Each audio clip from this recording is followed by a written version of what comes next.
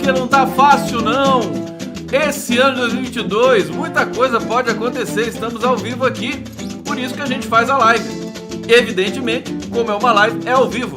Agora, se fosse um live, não seria tão óbvio assim. Gente, saudações democráticas, estamos juntos. TVT ao vivo, canal do Conde, Facebook, obrigado pela presença. Vamos para mais uma rodada aí digressiva, de insights políticos, linguísticos, filosóficos, tilápicos para vocês. Condão tá com a moléstia hoje. Sabe que o Brasil é um país singular, para dizer o mínimo, né? É jabuticaba, aquela coisa. É incrível quando a gente se dá conta assim que um país que sofre com a seca e uma semana depois sofre com as enxurradas, né? E no país inteiro, né? É uma coisa assim, é um país de extremos. Haja vista também um país que sofre com Bolsonaro e tem um Lula, né, no estandarte aí dos grandes estadistas do mundo todo. Conheço um pouco a história brasileira, já sou vacinado, já não só contra a Covid, mas contra algumas armadilhas também da história brasileira. E eu sempre fico muito cuidadoso quando a vantagem é muito grande, né? O PT, a esquerda, nunca teve uma situação tão favorável assim, do ponto de vista das aferições dos institutos de pesquisa, né? É muita vantagem realmente. Ao mesmo tempo é uma desidratação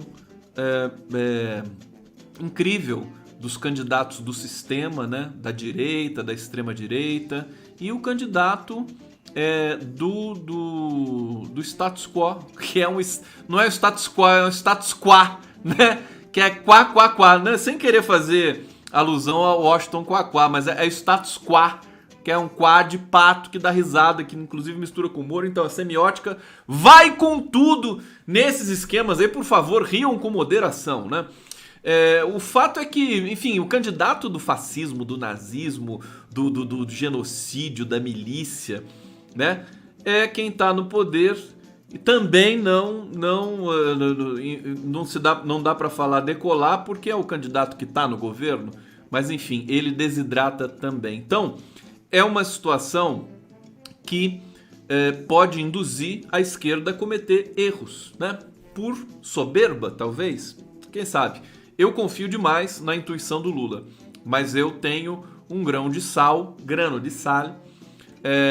com relação à visão dos aspas, estrategistas da campanha de Lula, né, e das esquerdas, porque eles não têm a intuição que o Lula tem. Bom, eu confio que o Lula vai conseguir domar gregos e troianos nessa história toda. Mas é bom a gente ficar alerta, né? Tá?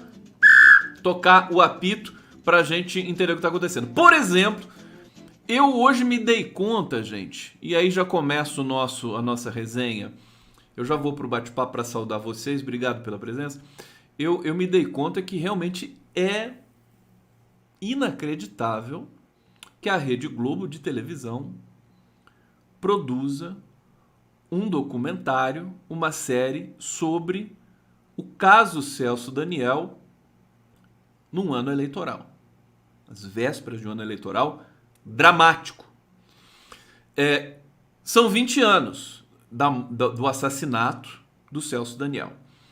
Evidentemente existe essa data, mas teve já 10 anos, nada aconteceu, podia ter 25 anos, enfim, a Globo a gente conhece. Podia até ser o slogan da Rede Globo, né? A Globo a gente conhece. A gente sabe, por exemplo, isso aí é fato consolidado histórico, no impeachment do Collor, a Globo fez a minissérie Anos Dourados. E a minissérie Anos Dourados trouxe aquele romantismo progressista, de resiliência democrática para a cena, que fez com que o país se inflamasse e fosse às ruas contra Collor de Mello. A Globo fez o Collor, elegeu o Collor, né? Editou o debate, o último debate, enfim, fez todas as estripulias para eleger um candidato, porque o Lula em 89 era muito favorito, né? O país não tinha, né? Era uma situação parecida com a de hoje. Excetuando Collor. Se não tivesse Collor lá em 89, era uma situação parecida com a de hoje. Veja, 89, eu estava conversando, não me lembro agora, eu entrevisto muita gente, acabo esquecendo quem disse o que e tal, mas por isso que é bom a gente vive na pletora de informações cruzadas, enunciados, interdiscurso, tudo isso é que faz com que eu consiga fazer essa live aqui vertiginosa para vocês. Sem ficar citando muita bibliografia no meio da live.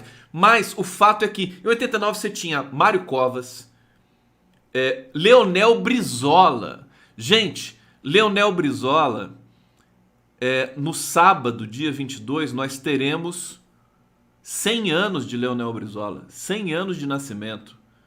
Brizola nasceu em 1922. 1922. Olha só, o Brizola é emblemático para o país, né? É também uma das figuras mais espetaculares que o Brasil produziu. O pessoal fala em Getúlio Vargas e Lula. Eu, sinceramente, poderia dizer Brizola e Lula. Os dois caras, porque Getúlio Vargas está muito longe de mim, né? Enfim, mas Brizola, eu vi esse cara debater, falar, brigar no acostado do alambrado, né? Acostar o alambrado. Enfim, esse cara que brigou com a Globo. Inclusive, né? É interessante evocar Brizola nessa live de hoje, porque eu vou falar da Rede Globo, tá certo? Então, veja, muitas coisas convergindo nesse momento, é bom a gente estar muito atento a tudo isso.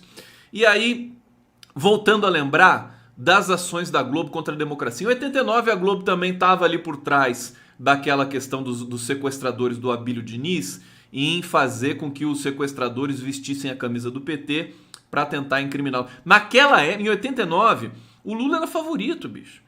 O Collor foi tirado da cartola, assim, pela Rede Globo nos 45 do segundo tempo, né? Por isso que foi essa tragédia tanto. E o medo, né? Em 89, o medo do sistema da Globo, desse empresariado tosco brasileiro, daquela época, sobretudo, de ter um Lula na presidência da República. Veja, quem vê o Lula falando em 1989, nos debates, nos programas eleitorais, quem vê o Lula no enterro do Chico Mendes, também fazendo aquele discurso ali, quem vê o Lula num programa do Canal Livre da TV Bandeirantes de 1981, um programa que está aí disponível, inclusive a TVT publicou esses dias aí o programa do Canal Livre, sabe da coerência do Lula. O que ele dizia em 86, em 81, é basicamente o que ele diz hoje. Você tem mudanças, você tem algumas sutilezas, né? Mas é basicamente a mesma coisa. É a defesa do povo soberano, é matar a fome do povo, é mudar. Claro que ele está mais experiente, inclusive ele está mais experiente depois da prisão política também. Não dá nem para esse Lula de hoje, comparado com o Lula que saiu com quase 90% de aprovação popular em 2010, é ainda melhor do que aquele Lula de 2010, né? Enfim, e mais legitimado, e mais consolidado, e mais impregnado no inconsciente coletivo desse país e do mundo todo. É o maior... Ele está se transformando, quer dizer, as elites brasileiras acabaram jogando no colo do Lula, deram de presente pro Lula, para ele ser o estadista mais importante do mundo todo na próxima década, nessa década que se avizinha, né? 2023, 2033, algo dessa natureza. Por quê? Porque, vamos lembrar, né? O Lula tá com 76 anos, o Chomsky tá com 91 e tá super ativo aí, falando para todos os lados, né? Dando entrevista para lá e para cá, né? A longevidade nesse sentido, ainda mais para o nordestino que superou tudo que ele superou, é bom a gente não subestimar a longevidade do Lula, com todos os temores de atentado que as pessoas têm por aí e tudo mais. Tem tudo isso. Aliás, viver é perigoso, né? Como diria Guimarães Rosa, viver é perigoso. Morrer mais ainda, né? Morrer mais ainda. Mas, gente, era para ele ter ganho aquela eleição.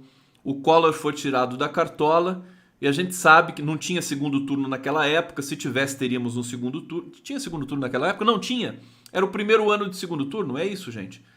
Lula foi pro segundo turno com o Collor, né? Mas o fato é que sem dinheiro, né? Uma campanha popular, uma campanha... Eu entrevistei todo mundo daquela época, recentemente. O pessoal me dizia, assim, não tinha dinheiro para fazer o programa de televisão. Eles fizeram uma sátira da própria programação da Rede Globo. Você vê que o Brasil, ele gira em torno da Globo e do Lula nesses últimos 50 anos, né? Gira em torno da Globo e do Lula. O Brasil. Globo e o Bolsonaro é um efeito colateral da Globo. A Globo é muito forte, foi mais forte, mas justamente no momento em que ela apresenta esse documentário do Celso Daniel, acende um sinal de alerta. O que era a Globo? Porque sabe o que é estranho? Editorialmente falando, até um tema, enfim, para os assessores, enfim, diretório do PT pensar, os petistas, tudo mais importantes. O caso Celso Daniel está na boca dos antipetistas desse país. O antipetista, ele fala Celso Daniel como se fosse uma acusação pronta. Esse que é o problema, entendeu? Você fala assim, Bolsonaro genocídio e tudo mais, e o Bolsominion fala lá pra você, e o Celso Daniel? E quem matou o Celso Daniel? Então, é uma coisa que permeia também o imaginário, né? Evidentemente das fake news, das ameaças, do discurso de ódio, mas permeia esse universo. Não é demais lembrar que o Bolsonaro, Jair Bolsonaro, ele, ao falar numa live da facada do Adélio, né? E que a Polícia Federal agora reabre o caso Adélio para ter novas revelações em 2022, ele associa o caso Celso Daniel ao caso Adélio.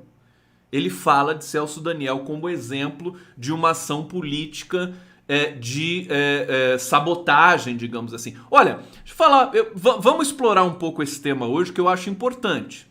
Acho importante a gente explorar esse tema das intenções da Globo com esse seriado e da questão factual do Celso Daniel. Eu entrevistei o Luiz Eduardo Greenhalgh, que acompanhou o caso Celso Daniel pessoalmente. O Gilberto Carvalho, que era talvez o melhor amigo do Celso Daniel e também sofreu muito, foi acusado, né? O Gilberto Carvalho era acusado de assassinato, Celso Daniel. E a dor, por exemplo, a dor do Gilberto Carvalho quando fala do Celso Daniel é comovente, assim. Ele sofre muito e sofreu muito também com as acusações infundadas, né? O fato, enfim, o Greenhalgh, por exemplo, e o próprio Gilberto Carvalho, eles dizem que eles acompanharam todas as investigações, né? O Celso Daniel foi sequestrado, se não me engano, 2 dias, junto com o assessor, o Sombra, e depois ele acho que foi uma emboscada, eu não me lembro dos detalhes, enfim, o Sombra foi acusado, esse cara que estava com o Celso Daniel, ele morreu, ele foi preso, ficou 7 meses preso, veio morrer depois também, me parece que foi também injustiçado, enfim, é uma investigação, mas me parece que a investigação foi exaustiva, né? Eles investigaram tudo que podiam, a ponto do Gilberto Carvalho dizer assim, que realmente tinha sido um crime comum, por incrível que parecesse, né? Agora, a quem interessaria, né, porque eu acho que a série da Globo vai deixar isso no ar. Vai deixar isso, não vai cravar, evidentemente, nenhum tipo de tese a respeito do assassinato do Celso Daniel. Vamos ler a matéria aqui do jornalista Fábio Zanini sobre a série da Globo. E aí eu vou pro bate-papo para ver o que vocês estão comentando ali. Olha só, a morte de Celso Daniel retorna como tema eleitoral 20 anos depois. Assassinato foi mencionado por Bolsonaro. Adversários dizem que caso está na origem de Mensalão e Petrolão. Olha só. Vamos lá então, né? 20 de janeiro de 2002, corpo de Celso Daniel, prefeito de Santo André, uma estrela ascendente do PT, foi encontrado numa estrada rural no município de Juquitiba, na Grande São Paulo, com tiros e sinais de tortura. 2 dias antes, ele havia sido sequestrado após jantar em uma churrascaria em São Paulo com seu amigo Sérgio Gomes da Silva, conhecido como Sombra.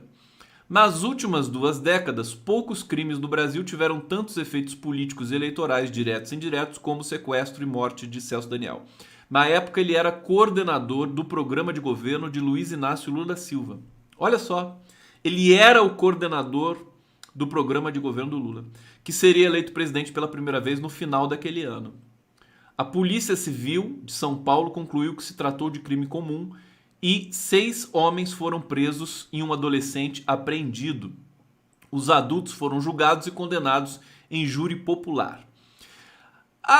Mas a revelação, meses depois, de que havia um esquema de corrupção na administração comandada pelo prefeito, alimentou a versão de que o assassinato dele teria sido queima de arquivo. A acusação era de cobrança de propina de empresas de ônibus do município para alimentar campanhas do PT.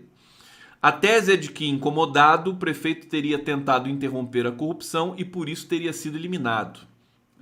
Olha só a gravidade das acusações que não foram comprovadas, no entanto. Estariam envolvidos na arrecadação irregular de recursos nomes importantes do partido, como o então presidente nacional Zé Dirceu, que dá depoimento para a série da Globo, e o futuro chefe de gabinete de Lula à presidência, Gilberto Carvalho. Ambos sempre negaram a existência do esquema. 2 décadas depois, caso Celso Daniel ainda é mencionado por adversários do PT. E nada indica que será diferente neste ano eleitoral, ainda mais com uma série da Globo, né? Eu, sinceramente, estou bastante preocupado com isso. No último dia 5 de janeiro, ao deixar um hospital onde havia sido internado para tratar de supostos efeitos colaterais da suposta facada, o presidente Bolsonaro, Jair Bolsonaro, comparou as dúvidas sobre o atentado que sofreu ao crime contra o prefeito Celso Daniel. Enfim, a gente já sabe disso, eu até mostrei para vocês aqui. Bom, tem uma matéria, o jornal Folha de São Paulo traz aqui várias coisas. O irmão do Celso Daniel, Bruno Daniel, é alguém que não se conforma com a apuração do crime, enfim, acusa para todos os lados, acusa muito o PT, o irmão do Celso Daniel, e também uma coisa que eu acho lamentável. Eu queria dizer o seguinte, né, assim, só para não aprofundar na questão do irmão do Celso Daniel. Quem acusa o PT de corrupção assim com tanta virulência, na verdade, é quem está devendo, né? A história mostra isso, a história passada, de um passado mais distante, do passado recente, né? Quem grita muito contra o PT está devendo. Bom, diz que o sentimento de perda continua intenso, aquela coisa toda. O Bruno Daniel acabou sendo candidato também à prefeitura, acho que de Santo André. Enfim, são várias versões que circulam ainda por aí, que a Globo vai explorar nessa minissérie. Vou terminar de ler a matéria para vocês, alguns pontos aqui que eu acho importantes, depois vamos para o debate, né? Quando comecei a acompanhar o caso, minha impressão inicial era de que se tratava de crime político, diz o Luiz Eduardo Greenhalgh, o LEG. Mas à medida que a investigação avançava, os elementos todos deixaram claro que se tratou de crime comum, apesar da pressão que foi feita pela família e pelo Ministério Público. A polícia, lembram, petistas, Gilberto Carvalho e o Greenhalgh, era subordinado ao governo do PSDB, na época o maior adversário do partido. Um dos principais acusados na época, Gilberto Carvalho, afirma que esses 20 anos que marcam sua ausência fazem reavivar a dor e a consciência de sua perda. Diz o Gilberto: sempre penso como o Celso teria contribuído com nossos governos. Fez falta sua elaboração, sua capacidade de gerir, sua coragem em inovar. Sobre as acusações de envolvimento em esquema de desvios, ele diz que foram desmontadas pelo tempo. Diz o Gilberto Carvalho, os acontecimentos foram derrubando as acusações que tentaram fazer contra o PT, numa sórdida tentativa de nos envolver no episódio do assassinato, tentando nos transformar de vítimas em vilões. Bom, essa é a história. É a história que a gente acabou de ver ser reproduzida com Lula, com Dilma, né? Acusa-se os integrantes do Partido dos Trabalhadores de corrupção, de crime, de assassinato, quando, na verdade, os criminosos, bandidos, estão do lado dos acusadores. O que aconteceu Sérgio Moro e Lula, só para ficar nessa conexão, né? Nessa conexão histórica que tem no Brasil. Então, agora, para falar especificamente da Globo fazer o documentário, aflige um pouco porque é um investimento grande, é a Globoplay, tá marcada a estreia para o dia 27 de janeiro e sabe-se lá as consequências que vão ter esse documentário, se vai ter impacto, se vai passar batido, se a Globo vai fazer um documentário técnico, meramente uma construção de uma narrativa ali, ouvindo várias vozes, é um pouco a estética do documentário, você escuta várias vozes e não tira conclusão nenhuma, né? Ou se vai incitar e atiçar um pouco esses seguidores fanáticos do Bolsonaro. Enfim, é bom, eu acho que essa série produzida pela Globo em ano eleitoral é para que a esquerda, Lula, PT, etc, abram os olhos, apesar da grande vantagem eleitoral que se constituiu em cima de um esgarçamento, o cansaço do governo Bolsonaro, do golpe contra Dilma Rousseff, do golpe, né, ultraliberal de Michel Temer, PSDB e congêneres. É bom a gente ter humildade e entender que eles vão tentar fazer alguma maneira, dar algum jeito de dificultar o retorno do PT ao governo. Muita gente já dá de barato, a gente vê até o Exército, até as Forças Armadas, né, emitindo sinais para Lula e o PT, notadamente, quer dizer, você tem generais, oficiais generais das Forças Armadas, deram entrevista em off para a Folha de São Paulo, dizendo que o afastamento deles de Bolsonaro, nesse momento, fala por si. O que é fala por si? Enfim, a gente as Forças Armadas estão dizendo assim, nós não temos compromisso com o Bolsonaro e vamos respeitar o resultado eleitoral. Aparentemente esse é o fala por si. Talvez o fala por si dos sonhos desses oficiais generais. Talvez não corresponda à realidade, mas o discurso também é realidade. Então, eu queria registrar, né, essa apreensão aqui com essa iniciativa da Rede Globo. A Rede Globo parece que tá morta, é aquela coisa, né? Parece que ela tá ali falindo, né? Demitindo muita gente, afastando funcionário com Covid, né? Quebrando contratos aí, seculares, né? De atores que não dão mais, não funcionam mais pra Globo. Enfim, reprogramando, rearticulando as suas operações no país, né, migrando para a internet, mudando o logotipo e tudo mais. Mas é bom não subestimar a Globo no sentido das ações políticas que ela pratica nesse país desde sempre, né? A Globo, de Franklin Martins, que é o coordenador-geral da campanha do Lula, né, do PT, que ainda não está oficializada, mas ele costumava disse para mim numa live aqui há algum tempo, que a Globo é um partido político. É o maior partido político do Brasil. Na prática ela funciona assim. Bom, vamos ficar de olhos abertos, né, com relação a esse tema. Gente, live do Conde. Olha só, já gastei metade da live, já tá quase na hora da vinheta. Vamos pro bate-papo. Aloysio Silva, qualquer indicação da elite como vice de Lula é um cavalo de Troia para implantar o impeachment caso o PT não reze na sua cartilha. Cai na Real Trabalhador ou você continuar na fila do osso? Obrigado, Aloysio. Olha só, esse caso do Alckmin e tudo mais, a gente vai aprendendo e tal, golpe de mestre do Lula, não sei o que e tal, aquela coisa, né? Interessante, imbatível, tal, intuição do Lula, mas é preciso fazer os testes de estresse, né? Como reza o nosso querido Fernando Horta, né? A Dilma Rousseff, vamos ver aqui, vamos ver esse beijo aqui do Lula na Dilma, vamos rever isso aqui, aí tá aí pra vocês, eles se encontraram, essa foto do Stuquinha, a Dilma nesse encontro ela disse pro Lula, falou, olha, cuidado querido, né? O Alckmin pode ser o seu Temer, que muita gente diz por aí também. Evidentemente, a gente vai observando. Eu falei, muita gente falava assim, cara, você tá apoiando o Alckmin? Que isso? Não sei o que. Eu digo, não tô apoiando o Alckmin, eu estou analisando a aliança com as ferramentas que eu tenho.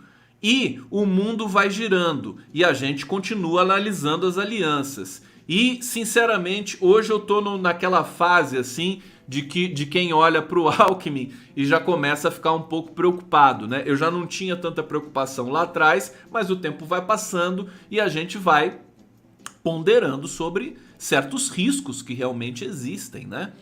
Fortes com relação à figura do Geraldo Alckmin. Mas não vamos ficar por isso, né? Porque tem gente como o Kassab também que gostaria de ser vice do Lula. Quem não gostaria de ser vice do Lula nessa altura do campeonato? Bom, antes de falar dessa questão, de voltar para o bate-papo de vocês, que eu na verdade eu estava indo lá e o nosso querido internauta pautou essa digressão aqui, dizer que tem uma campanha do PT, uma campanha da militância, deixa eu achar aqui a campanha, onde é que ela tá, aqui, contra a aliança com o Alckmin, militantes do PT lançam hashtag Lula sem chuchu. Ah, que bonitinho. Eu achei bonitinho, gente. Lula sem chuchu. Lula sem chuchu. É fofinho. Chuchu é uma coisa fofa, né? Não é uma coisa simplesmente insossa. Chuchu é bom. Quem é que não gosta de chuchu aqui? Alguém gosta de chuchu? Chuchu é bom. Eu não gostava, mas hoje eu gosto. Mas assim, Lula sem chuchu, gostei. Ficou simpático, né? Ficou simpático. Agora, posso confidenciar uma coisa pra vocês? Lá no jantar do Prerrogativas, né, em São Paulo, o que circulava a boca pequena ali, em alguns circuitos, tava tudo... Aliás, parecia o apocalipse aquilo lá, né? É o fim de mundo, né? Foi legal, histórico e tudo mais, mas... É uma loucura, né, cara? Todo mundo um pouco de máscara, e tirava máscara. Eu mesmo fiz isso pra comer, beber. Aí botava máscara de novo, esquecia, ficava... Sabe? Era uma coisa meio apocalíptica, assim, com toda vênia. E assim, a boca pequena circulava assim, né? Bom, me dá uma picanha sem chuchu, né? Sem molho de chuchu, ou então pô, a picanha com molho de chuchu. Era uma churrascaria, né? Picanha com molho de chuchu, e todo mundo brincando muito com essa questão aí do Geraldo Alckmin. Mas então, a hashtag tá aí, quem é contra o Alckmin, por favor, né? Manifeste, compartilha a hashtag, você tá aí, liberdade de expressão, vamos lá, vamos que vamos. Outra campanha lindinha que eu achei, olha só que fofice isso aqui, a galinha vacinadinha. É bonitinho, gente. A campanha do estado de São Paulo para vacinação infantil, né? A galinha vacina a galinha. Eu adorava a galinha pintadinha, assistia com meu filho quando ele era bebezinho. A galinha pintadinha. Você sabe que eu tenho uma piada da galinha pintadinha, né? A galinha pintadinha, a filha da galinha pintadinha, estava assistindo o Jornal Nacional. E aí ela olha pra mãe dela, a galinha pintadinha, de verdade, né? A filha da galinha pintadinha, a galinhazinha pintadinhazinha, né? Aí ela olha pra mãe e fala assim: mamãe, tô chocada. Com o noticiário do Jornal Nacional: mamãe, tô chocada. E a mãe fala pra ela assim: minha filha, você foi chocada.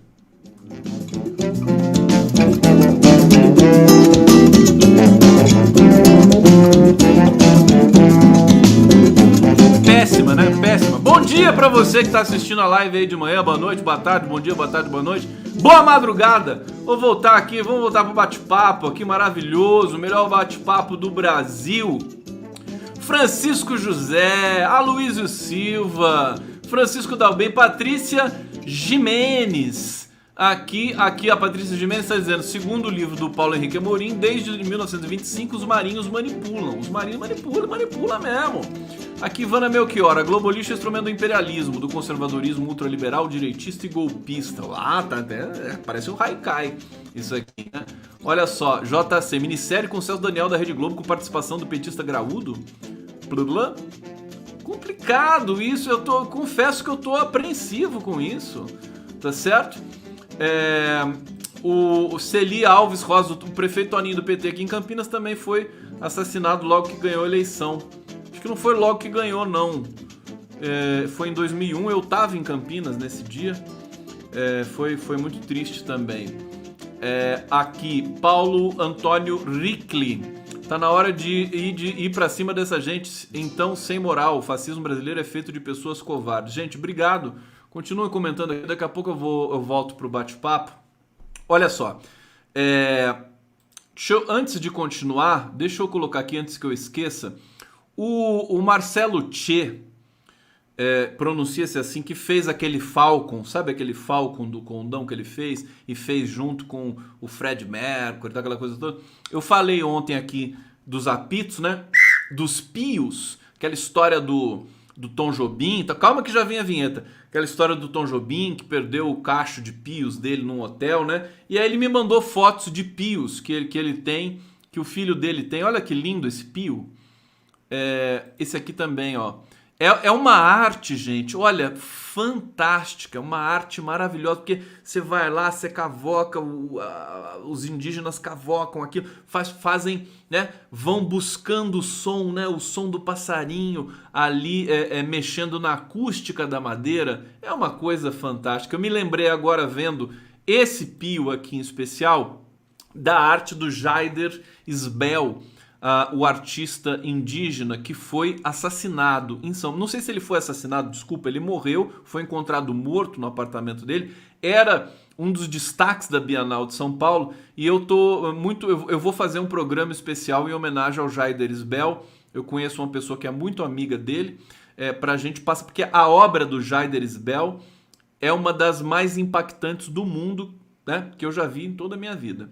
É impressionante. O cara é do nível dos grandes pintores, Picasso, enfim, Basquiat, né, Pollock. É impressionante a obra, o impacto da obra do Jaider Isbel e que tragicamente, né, muito tragicamente, foi encontrado morto. Eu não sei como é que estão as investigações acerca da morte do Jaider Isbel. Hora da vinheta, vamos lá.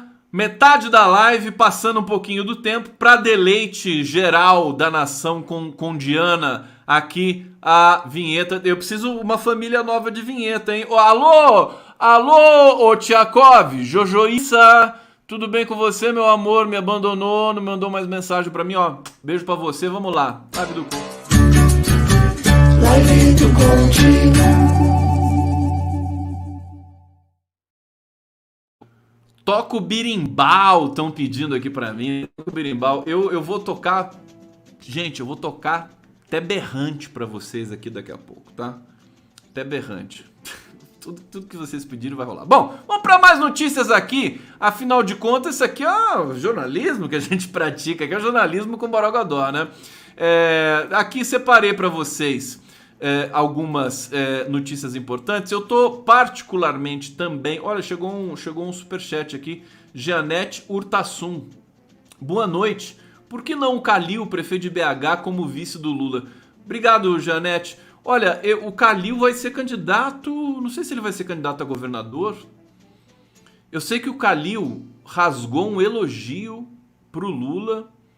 esses dias atrás aí, que eu fiquei impressionado, assim, né? Rasgou de uma maneira violenta. Olha, o fato concreto é o seguinte. Todo mundo quer ser vice do Lula, querido. O Brasil quer ser vice do Lula. É bom até a gente fazer uma reflexão. Fala assim, você quer ser vice do Lula ou você quer construir um país? Eu acho que a gente precisa calibrar a nossa responsabilidade, em vez de deixar esse fetiche, né, de ser vice do Lula, de participar do poder, de ser ministro. Acho isso um nojo, né?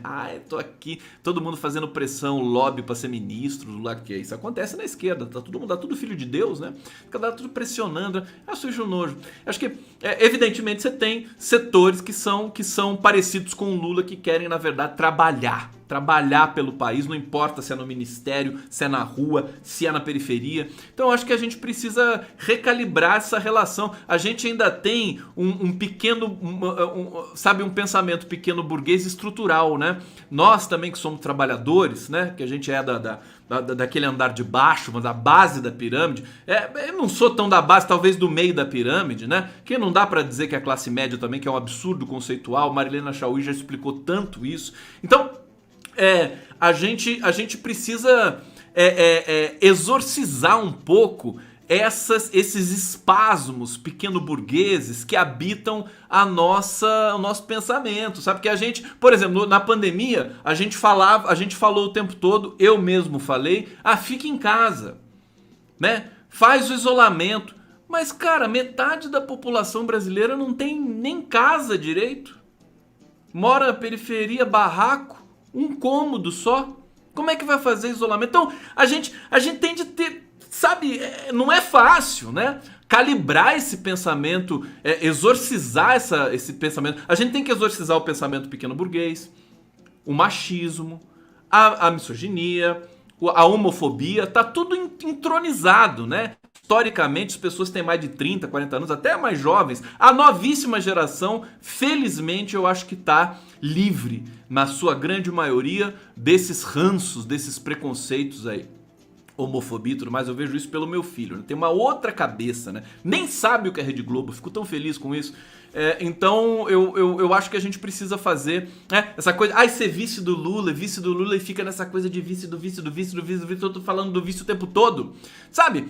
Pô, vamos pensar no projeto, querido. Hoje o Lula, pra você ter uma ideia, como o Lula tá consciente do que ele tem que fazer, hoje ele se reuniu com os grandes sanitaristas brasileiros, Arthur Quioro, Alexandre Padilha e o ex-presidente da Anvisa nos governos do PT, que me escapa o nome agora. Uma reunião, foi muito forte essa reunião, na Perseu Abramo. Tem informações aqui de que a reunião foi muito boa, já tem matérias por aí, eu tinha até separado uma matéria para ler para vocês. Na semana passada, a reunião foi com dirigentes espanhóis acerca da reforma trabalhista na Espanha, da revisão da reforma trabalhista na Espanha. Eles vão continuar dialogando. O Brasil é um produtor de inovações, pode eventualmente, acho que certamente, produzir uma leitura, um novo formato, né?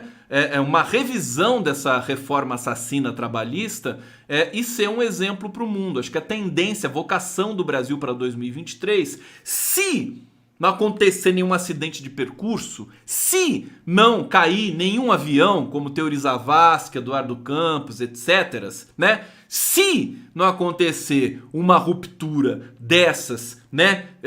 Dessas bombas semióticas que costumam ocorrer no Brasil, nós vamos ter, né, mais uma vez um governo democrático que vai ter um impacto no mundo todo. O Lula não quer pouca coisa. Eu acho que ele se deu conta da responsabilidade que ele tem, não só para o Brasil, mas para o mundo, né? O Lula é humilde demais, ele pensa só no Brasil. O Lula é um cidadão do mundo. Ele faz a diferença para o mundo todo. O mundo precisa do Lula, precisa do pensamento dele, precisa da ousadia, precisa da simplicidade dele. Então, nós brasileiros temos de ter também a humildade e o desapego, né? Para dividir o Lula com o mundo, né? O Lula é importante e acho que não é à toa que ele mais uma vez retorne como líder máximo desse país, para poder justamente exercer a sua liderança no mundo todo e não só no Brasil. Porque no Brasil, a equipe que eventualmente está se formando, meio que quase que naturalmente no entorno do Lula, você vê quadros como Tereza Campelo, Miriam Belchior, que é a viúva do Celso Daniel, a Miriam Belchior. Entrevistei a Miriam Belchior aqui em algum momento, quando a gente fez as conversas sobre as prefeituras do PT. Aliás, acho que é um momento bom para entrevistar a Meia Belchior. Vou ver se eu consigo o contato dela para a gente se falar mais uma vez. Pra gente trazer, acho que tá vindo essa ideia agora, né? Essa série da Globo sobre o Celso Daniel, eu vou fazer uma série também aqui sobre o Celso Daniel, né? Vou fazer uma série alternativa sobre o Celso Daniel. Já que a Globo também, que começa esse BBB, que coisa, sabe? As pessoas ficam lá porque não tem o que fazer. Deixa eu falar uma coisa pra vocês. Agora eu fiquei bravo. Fiquei bravo agora. Uma coisa, sabe? Essa coisa de viver o YouTube, o YouTube é um universo, né? Eu vejo, vocês percebem os vídeos que viralizam, né? Que passam de milhões e milhões de visualizações. O gatinho, cachorrinho, né? O passarinho. Hoje eu vi um vídeo como é que é? Quem que dá comida? Acho que é um gatinho não, é um passarinho que pega um pedaço de bolacha e divide com um rato. Então o ratinho tá querendo comer um biscoitão grande que tá na calçada. O ratinho vai lá, né? É sensacional, né? Aí o passarinho é dono do biscoitão, né? Aí o ratinho vai lá, tal, o passarinho olha, não sei o quê. Aí tal, o passarinho vai, tira um pedaço do biscoito, aí vai pulando assim, né? Até a beira da calçada ali. Deixa no chão, vem embora, o ratinho vem e come, ele distribuindo a comida. Quer dizer, esse passarinho é o Lula, né? É o Lula. Isso tem muitos casos de animais. Então, esses vídeos de animais e tal, eles alcançam 1 milhão, né? 10 milhões e tal de views, né? Aí o cara fazendo lá no torno, né? Mexendo com a madeira, o marceneiro, né? 10 milhões de views, né? Tem as também, tem como é que é o nome? A yoga, hot yoga. Vocês já viram a hot yoga? Não posso falar isso aqui. Também 10 milhões de views. O fato, quando eu vejo tudo isso, né? O que eu penso é o seguinte: como a TV aberta sempre foi uma merda. Sabe, essa coisa de programa de auditório, anos 50, quer dizer, quem que fez a linguagem da TV aberta, da tela, né? Esse pessoal branco aí, americano, que acha que... Aí eles achavam que estavam fazendo uma linguagem nova. Tem muita gente que acha que o Boni foi um gênio na Rede Globo. Mas qual que é a referência que você tem para achar Boni um gênio? Sabe? Sabe, toda linguagem televisiva, se você olha o YouTube hoje, na verdade a linguagem televisiva é um fracasso. Sabe? Que coisa, que linguagem é essa? Como é que nasceu essa narração de futebol tão chata? Agora é que a coisa tá pegando no breu, porque agora massifica, né? Agora você tem... Sabe o podcast do Flow, né? O podcast lá do Podpah, essa linguagem natural das pessoas comuns, né? Muito melhor, muito superior a esse empastelamento jornalístico de quinta categoria aí que dominou o mundo, vindo aí um pouco dessa vertigem dos Estados Unidos. Então, só pra registrar, né? Quando eu vejo o YouTube, tem muita porcaria no YouTube, evidente, mas a impressão que dá é que a TV aberta, esse pessoal ficou 60 anos tentando criar alguma coisa que prestasse na TV aberta e nunca conseguiu. É nojento, desculpa. Aí é o seguinte, o Big Brother o Big Brother é a cereja do bolo, né? É o sub do subproduto. E tem muito intelectualzinho aí que fica assistindo o Big Brother, tá certo? E já tem polêmica no Big Brother, já tem a integrante negra que já falou besteira e todo mundo já começa a cancelar, né? É um festival de lacração e de cancelamento, o Big Brother, né? Pra educar bem a população brasileira realmente, né? É isso. É claro que a televisão não tem a obrigação de educar, mas é lamentável. Quando eu vi o Faustão saiu da Globo, né? Foi pra Bandeirantes. Aí, quando você vê o cenário do programa do Faustão, escrito Faustão ali atrás com luzes e aquela luz azul. Gente, que coisa brega, que coisa horrível. Como é que as pessoas aguentam uma linguagem desse jeito ainda? Não tem condições. Isso é velho, sabe? Eu fico impressionado, assim, o cara sozinho com o celular faz um programa muito mais bem acabado semioticamente do que o programa do Faustão. É muito artificial.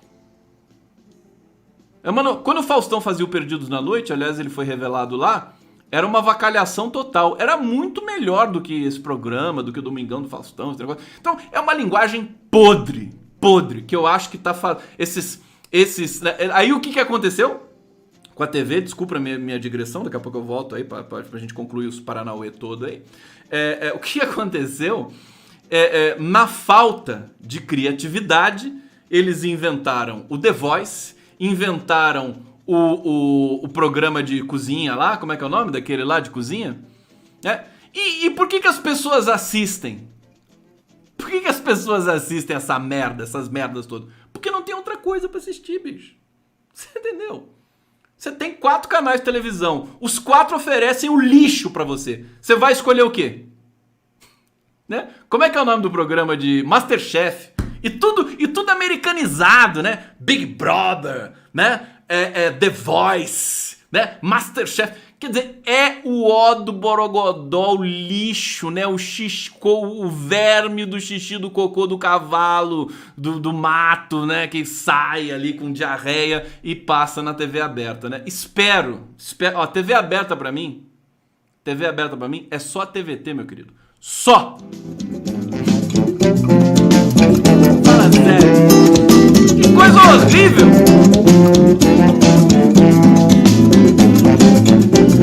Ô povo! Desculpa o meu desabafo aqui, mas eu sou filho de Deus também, né? Sou filho de Deus. Eu tô impressionado aqui com a draga que tá à extrema direita no Brasil, dá tudo errado pra todo mundo e também pros antipetistas do passado recente.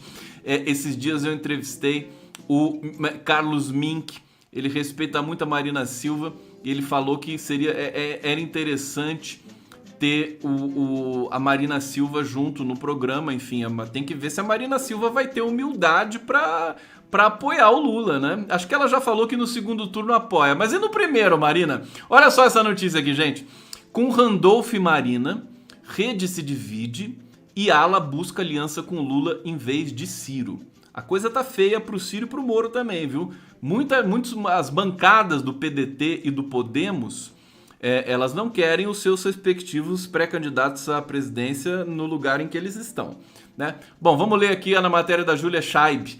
Após lançar a Marina Silva como candidata à presidência da República em 2018 e amargar uma das últimas posições na disputa, a rede está dividida em relação à eleição deste ano.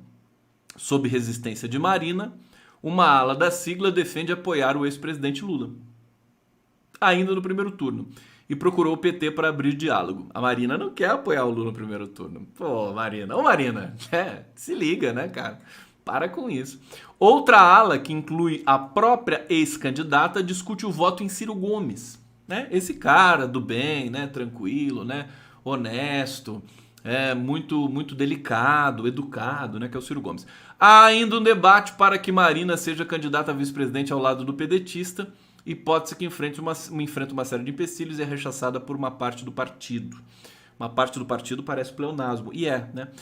O presidente do PDT, Carlos Lupe, tem conversado com a ex-candidata e já disse que ela seria um bom nome para o posto. Só para registrar, né, o mato sem cachorro que os partidos, né?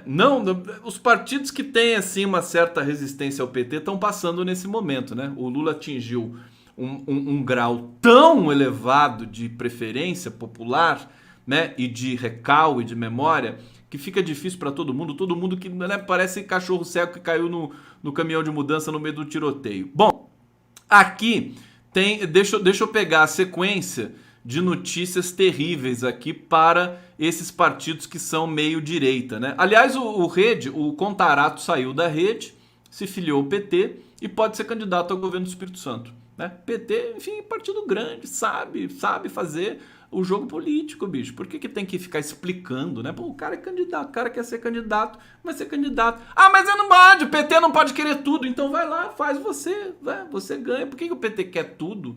Né? O PT tem representação, tem bancada nos estados e tal, vai querer fazer candidato. Dória enfrenta PSDB rachado após prévias, rejeição e dissidência pró-Tebet. Olha que coisa maluca. O Dória tá, assim, numa situação dramática. O Alckmin deve rir muito do Dória, né? Enfim, porque os dois já sabem o que aconteceu entre os dois, né? O que aconteceu entre os dois é que o Alckmin, né, fez uma candidatura pro Dória, trouxe o Dória pro partido, pro PSDB, bancou a candidatura do Dória a prefeito de São Paulo. O Dória ganhou a prefeitura de São Paulo, saiu da prefeitura de São Paulo, se candidatou ao governo do estado de São Paulo, deixou o vice lá na prefeitura de São Paulo, que era o Bruno Covas, que morreu, tadinho, né? Morreu de câncer. E aí o presidente da Câmara, né, que assumiu a prefeitura de São Paulo, esqueci o nome dele. Bom, e aí o Dória virou as costas pro Alckmin. Não quer conversa com o Alckmin. É muito doido isso, né? Trairagem, né? No último grau. Bom, deixa eu ver aqui essa parte da Simone Tebet, que é mais interessante. Você imagina o partido querer migrar do Dória para Tebet, que está mais baixa ainda que o Dória, né? Aqui... O partido está dedicado a estruturar a campanha nacional e definir as candidaturas estaduais. A partir de 1º de abril, vamos ter clareza do cenário. 1º de abril, o dia da mentira, que declarou um integrante do PSDB, que é o Bruno Araújo, né? Presidente do PSDB, Bruno Araújo, que ninguém sabe quem é, nem eu. Nesse cenário, os tucanos da ala histórica que fizeram campanha para Leite, para Eduardo Leite, né? Não para o leite da vaca, sugerem que a melhor alternativa na chamada terceira via é Tebet, que tem 1% no Datafolha. Mas para eles é a candidatura com mais chance de vingar. Perfeito. Olha, se depender da competência desses analistas aí do PSDB, a gente pode realmente sair pro abraço, viu? Tá bonito, né? Não, a Simone Tebet tem muito mais chance, né? Aquela coisa que realmente quando a gente critica a colunagem da esquerda progressista e tal, né? Porque tem problemas, né? Mas aí quando a gente vê o estado da arte na centro-direita ultraliberal, a gente fala, putz, não, tá bom demais, a esquerda tá de parabéns, né? Tá de parabéns. Deixa eu ver o que mais que nós temos aqui para hoje nesse inferno astral da extrema-direita no Brasil, né? Eu já falei em lives anteriores, mas repito aqui para vocês, o Sérgio Moro tá numa enrascada, né?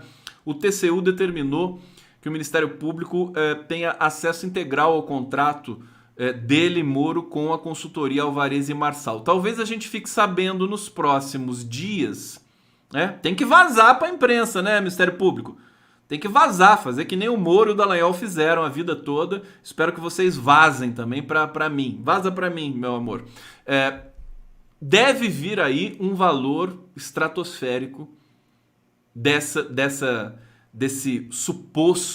dessa suposta relação, porque ninguém sabe o que o Sérgio Moro fez na Álvares e Marçal. Ninguém sabe. Acho que deram uma salinha para ele lá, falaram, fica aí, navega na internet, né? Fica aí jogando e tal, e deixa a gente em paz, porque a gente tá, enfim, a gente é grato a você que destruiu toda a economia brasileira e permitiu que a gente, enfim, fizesse aí o compliance da Odebrecht, né? Que a gente entrasse aí, ganhasse muito dinheiro, né? E as empresas americanas também entrassem no Brasil. Então você é muito querido aqui, tá, amor? Então fica nessa salinha quietinho. Acho que é isso que ele fez lá, né? É isso que ele fez na Álvares e Marçal. Marçal, toda vez que eu leio Marçal, eu lembro daquele tocador de cuíca, né? O Mestre Marçal. Não, Mestre Marçal, acho que da Portela, né? Como é que essa consultoria chama Marçal, né? É estranho, né? Enfim, bem brasileiro. E para terminar, mais um inferno astral do Sérgio Moro, né? A bancada do Podemos ameaça se desfiliar em massa do partido em função do fracasso que é a candidatura de Sérgio Moro. Enfim, ex-juiz parcial, né? Não decola. Parlamentares alegam que Moro possui perfil individualista e que a campanha majoritária irá dizimar a bancada federal. Os motivos vão desde arranjos regionais. Imagina o Moro fazendo arranjo regional. Tem condições? O cara não conhece o Brasil, cara. Sabe? Ele não conhece nem o Paraná. Como é que o cara vai fazer um arranjo? Ele vai fazer um desarranjo, né? Desarranjo intestinal.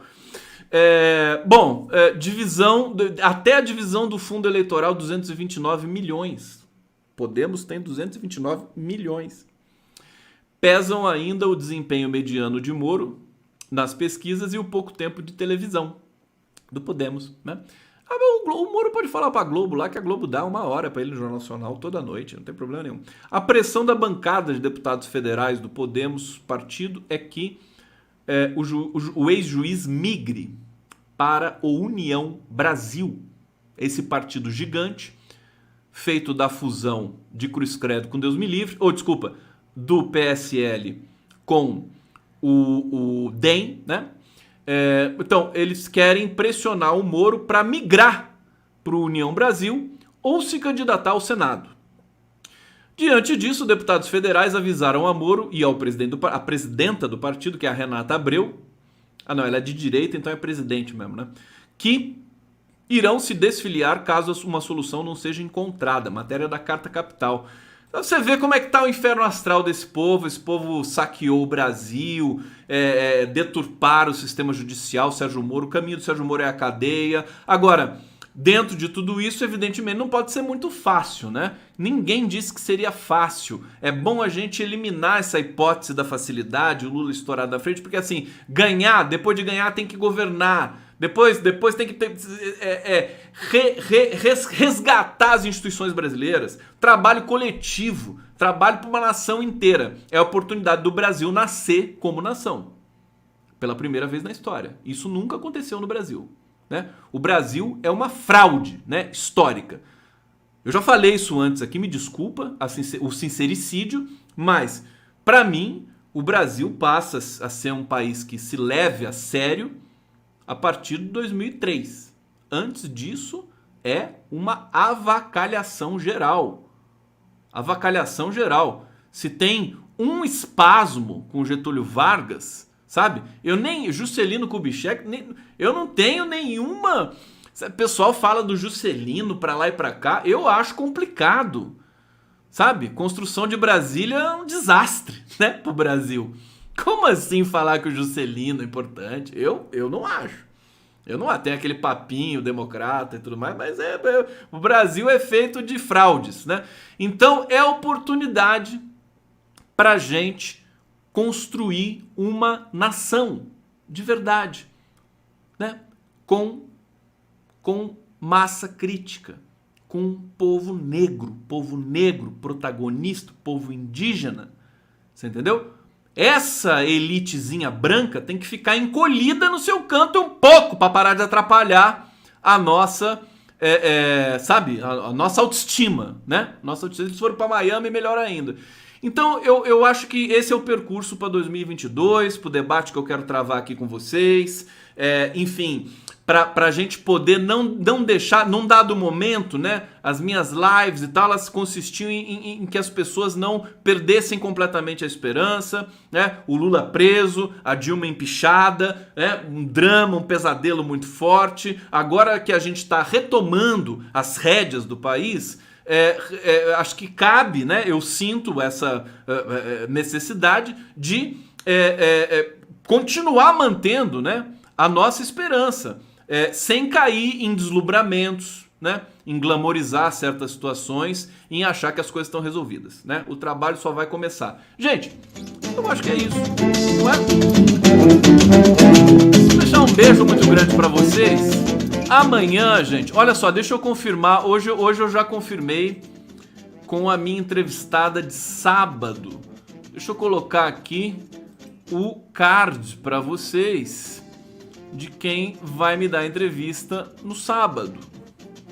Vou colocar aqui. Olha só quem vai estar comigo. Ela, a Djamila Ribeiro. Quem tem medo do lugar de fala, sábado, 11h30 da manhã. Vai ser muito legal, preparando uma live muito especial com a Djamila. E amanhã eu entrevisto a Deise Benedito, que é uma jurista, uma acadêmica, uma líder, uma liderança do movimento negro do Brasil, para a gente falar mais uma vez também de racismo reverso. Amanhã, quarta-feira, na quinta tem o Nassif, tamo junto. A live de todo dia vai estar. A live nossa de todo dia nos dai hoje. A live nossa de todo dia. Gente, sem blasfêmia, um beijo pra vocês no coração. A gente se vê amanhã.